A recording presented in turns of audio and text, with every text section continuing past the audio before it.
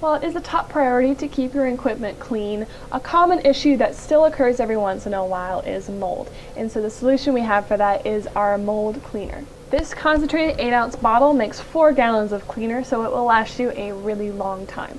When you come across the issue of mold in an inflatable, commonly because the inflatable was rolled up for too long, had moisture inside that you didn't know about, it is very important that you address the issue as quickly as possible, because mold can stay in the inflatable, and on top of that, it is toxic to breathe in and not safe to be around.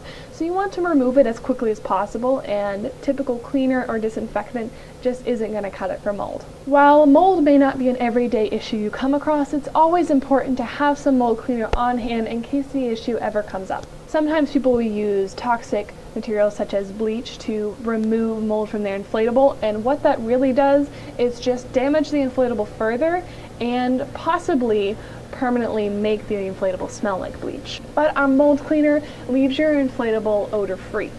This mold cleaner is great paired with our organic cleaner as well as our disinfectant. Once you're done cleaning the inflatable and making it free of mold, you can pass over it with a round of the organic cleaner and cover it in the disinfectant so that it is completely safe again for kids to use.